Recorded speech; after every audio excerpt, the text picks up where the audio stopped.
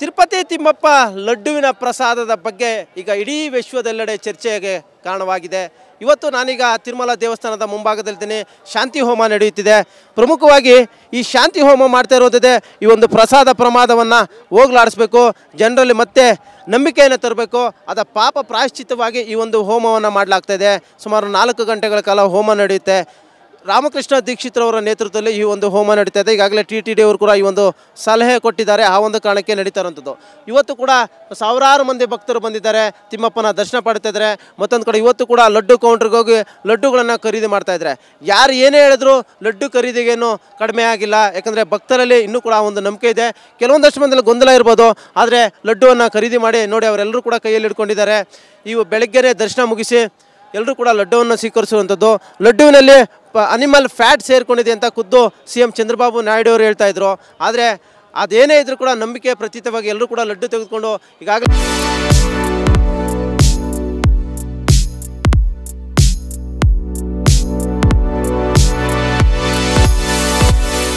ಅದನ್ನು ಕೂಡ ತಿಂತಾ ಇದ್ದಾರೆ.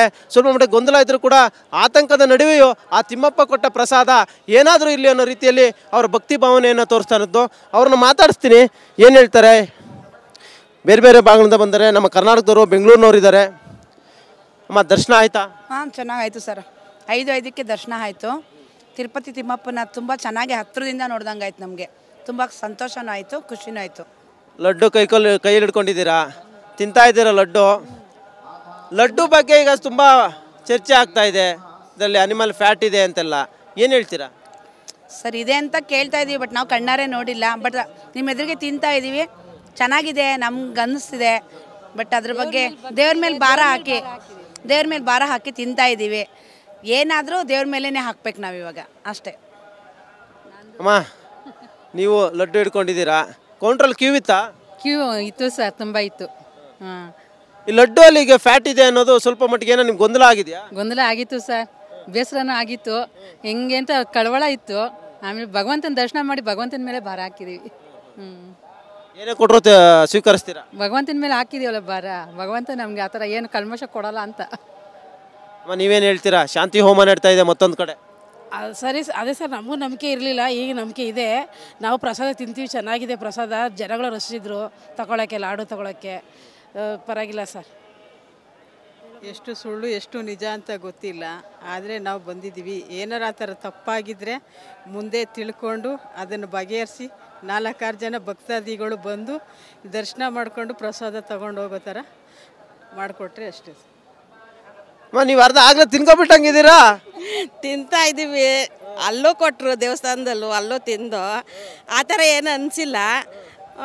ಒಟ್ಟಿನಲ್ಲಿ ಈ ಥರ ಎಲ್ಲ ಇವಾಗ ದೊಡ್ಡವರೆಲ್ಲರೂ ಐತೆ ಹಿಂಗೆ ಮಾಡವ್ರೆ ಅಂತಂದಮೇಲೆ ನಂಬೋದು ಬಿಡಬೇಕು ಅನ್ನೋದು ಗೊಂದಲನೇ.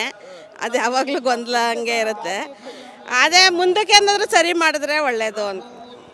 ಆದರೂ ತಿಂತೀರಾ? ತಿಂತೀವಿ, ಪ್ರಸಾದ ಅಂದಮೇಲೆ ತಿಂತೀವಿ.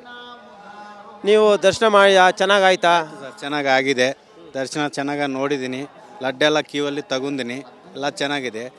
ಈಗ ಶಾಂತಿ ಹೋಮ ಮಾಡ್ತಾ ಇದ್ದಾರೆ ಎಲ್ಲ ಅರ್ಚಕರು ಸೇರಿ ಸುಮಾರು. ಯಾಕಂದರೆ ಇದೊಂದು ಪಾಪ ಪ್ರಾಯಶ್ಚಿತ್ತ ಫಲವಾಗಿ ಜನರನ್ನು ಒಂದು ನಂಬಿಕೆ ಬರಬೇಕು, ಇದನ್ನು ಹೋಗಲಾಡಿಸ್ಬೇಕು ಅನ್ನೋ ರೀತಿ ಶಾಂತಿ ಹೋಮ ಮಾಡ್ತಿದ್ದಾರೆ. ಏನು ಹೇಳ್ತೀರ? ಅದು ಈ ಥರ ಒಂದು ಕಂಪ್ಲೇಂಟ್ ಬಂದಿದೆ, ಅದೆಲ್ಲ ಈ ಥರ ಮಾಡಬಾರ್ದು. ಎಲ್ಲ ಭಕ್ತಿ ಭಾವ ಮೇಲೆ ಲಡ್ಡು ತಿಂತಾ ಇದ್ದಾರೆ. ಮುಂದೆ ಈ ಥರ ಆಗಬಾರ್ದು. ಚೆನ್ನಾಗಿ ನೋಡ್ಕೊಂಡು ಚೆನ್ನಾಗಿ ಲಡ್ಡು ಎಲ್ಲ ಭಕ್ತಿ ಭಾವನಲ್ಲಿ ಮಾಡಬೇಕು, ರೆಡಿ ಮಾಡಬೇಕು. ಈ ಥರ ಕಲ್ತಿ ಮಾಡಬಾರ್ದಾನಿ ನಾನು ಆ ಥರ. ಗೋವಿಂದ. ತಿಮ್ಮಪ್ಪನ ನಾಮವನ್ನು ಸ್ಮರಿಸುತ್ತಾ ಎಲ್ಲರೂ ಕೂಡ ಪ್ರಸಾದವನ್ನು, ಲಡ್ಡು ಪ್ರಸಾದವನ್ನು ಸ್ವೀಕರಿಸ್ತಾ ಇದ್ದಾರೆ.